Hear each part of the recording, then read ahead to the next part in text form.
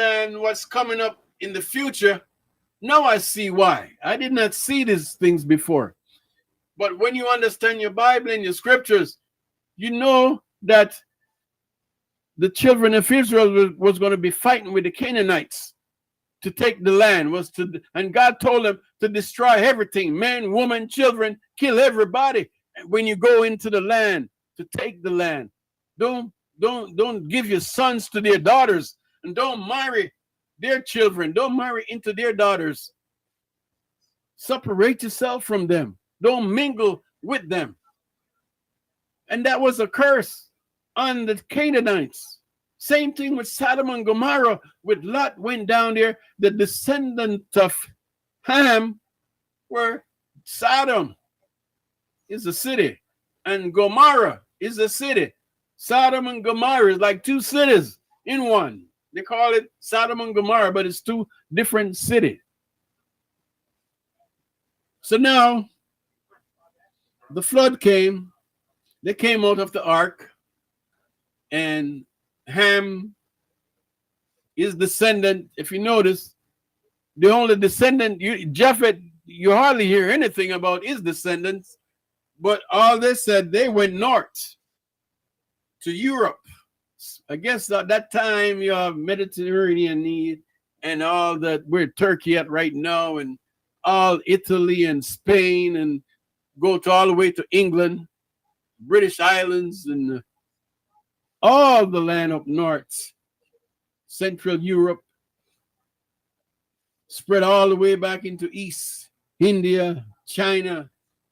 But that is after God confounded their language. Yes, God confounded their language because of that tower Nimrod was building, trying to make it to heaven so he could be like God. So he could see in the skies of heaven, in the stars and the moon, because it was closer to the moon and the stars. That's what they was worshiping. And that's where all paganism come from. This was the beginning of the heathen nation. This was the beginning of all the witchcraft, and all the spirits of evil begin to flow through Tower of Babel. Wickedness, every evil, every other false religion you could think of begin here, because after Nimrod's death, his wife claims she have a child, and that child was from the gods. You ever see a woman with a child in her arm? You probably see this image in a lot of books. A woman with her child. Nimrod, wife, Semiramis. I think that's her name, Semiramis, or Tamar. But their child was even much wickeder than Nimrod. But this is where it left off. After God came down, the Bible told us, God came down and saw the beginning of his kingdom was Babel, and each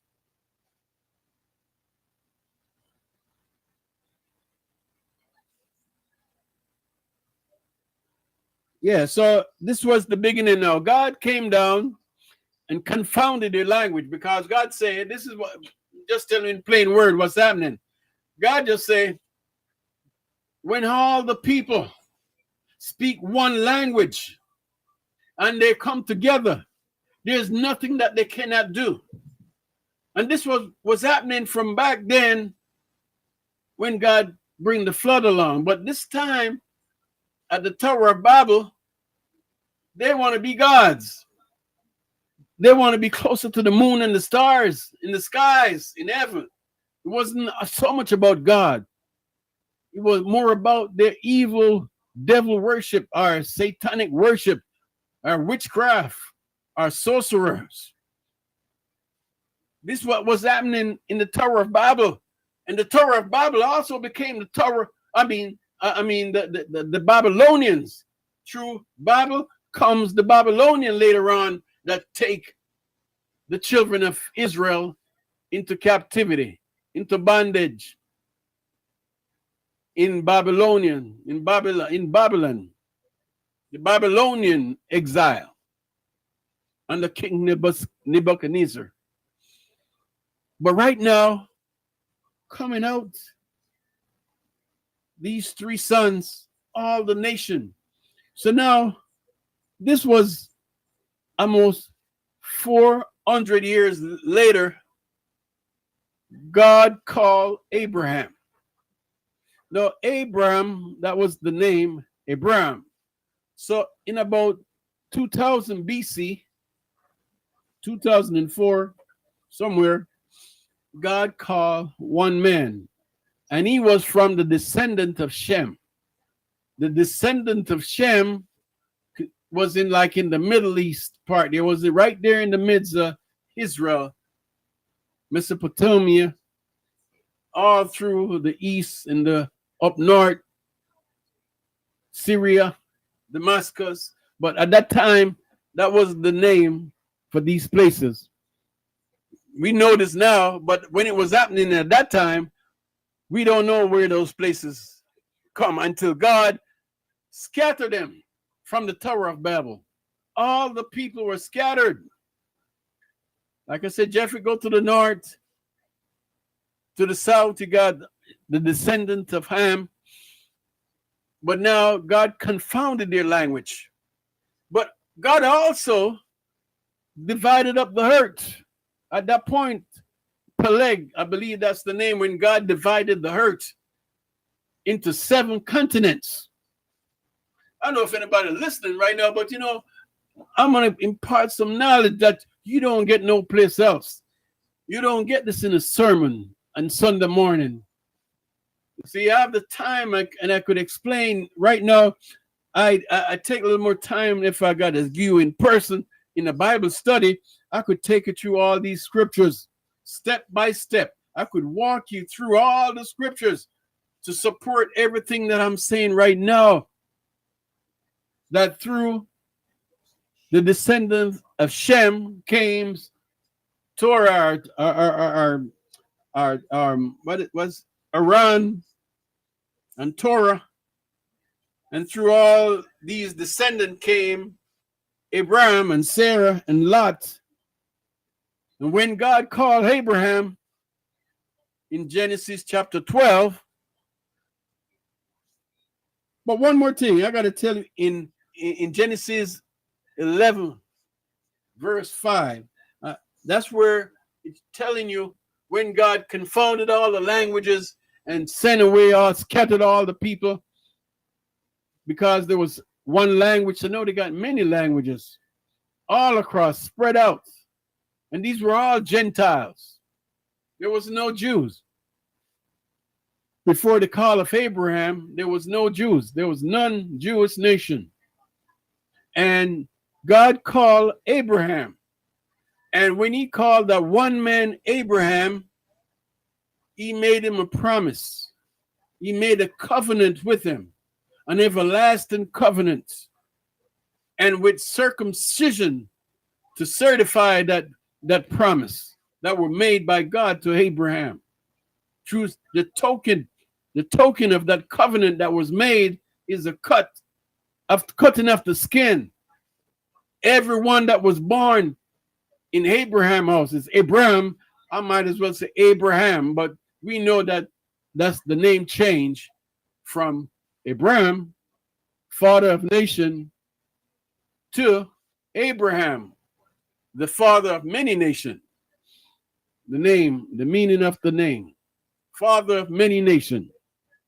So Abraham was chosen, called out from his father's house.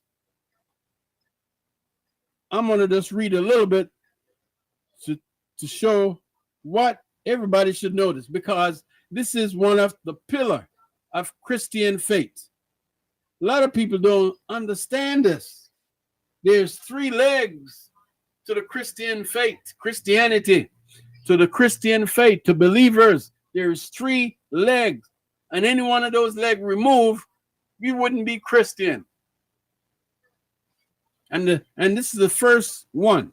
One of these legs are the foundation to stand on the call of Abraham. This was the beginning, because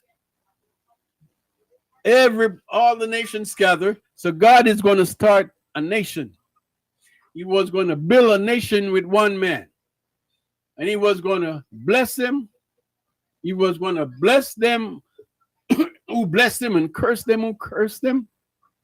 He said in Abraham, he was going to be a great nation. He's going to make his name great. God was going to choose this man if he will just listen. Come out of your father's house. Get away from your brethren. Get away from your kindred. Oh my God, sometime when God is calling you, we got to get away from your family. You got away from your children. Got to get away from your brethren. Go find a quiet place so God could speak to your hearts. And when God called Abraham and told him to get away from his country, Abraham moved. Abraham didn't question. Abraham just get his thing together, start packing up to leave.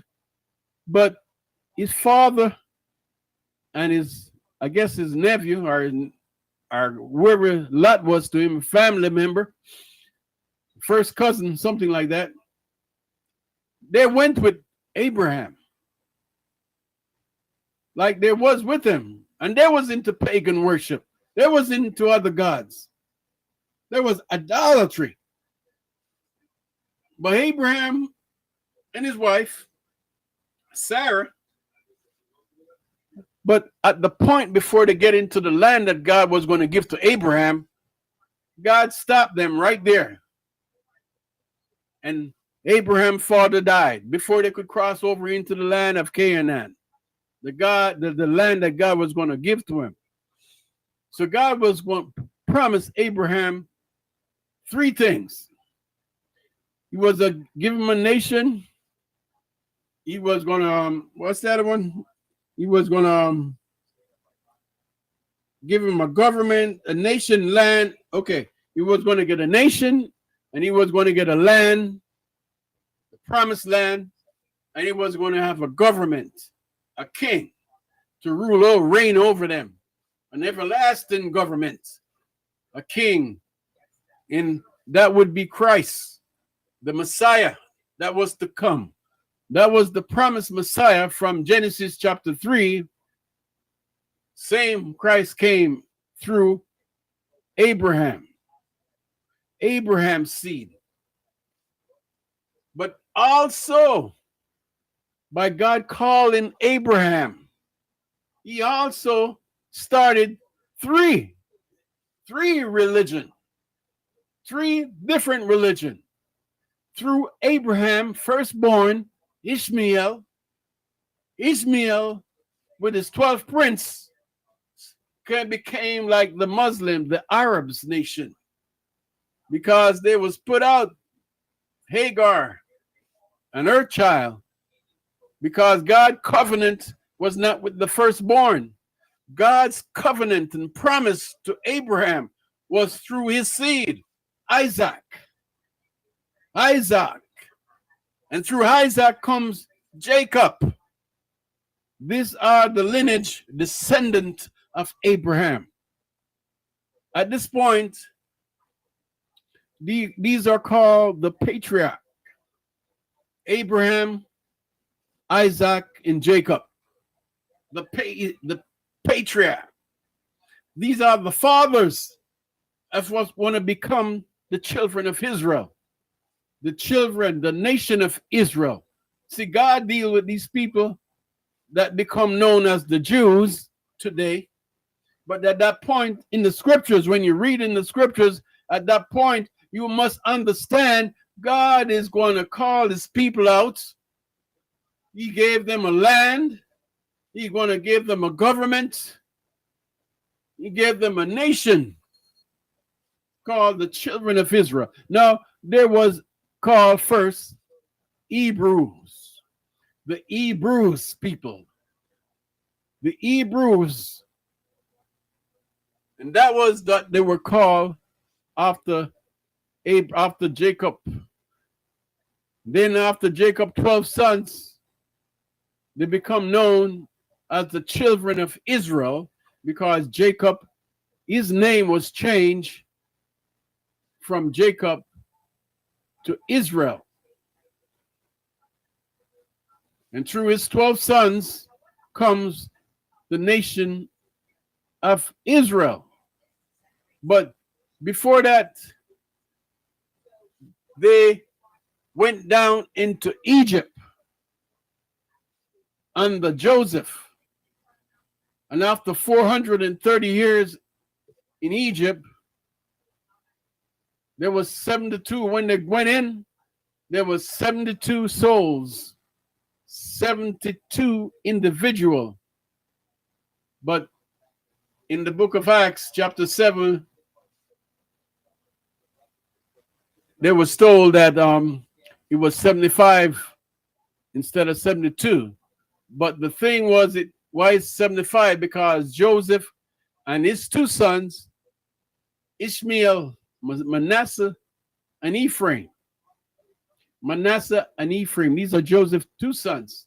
So Joseph and his two sons combined make it 75 Israelites, 25 Jews going in to Egypt.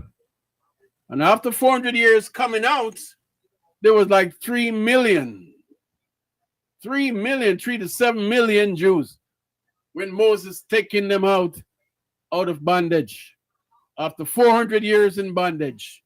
The first 430 years, the first 30 years, basically, there was a good life. But after Joseph and after Jacob died, there comes a new Pharaoh, know nothing about Joseph, because the children of Israel, they were multiplying, they was replenishing, they was having children after children.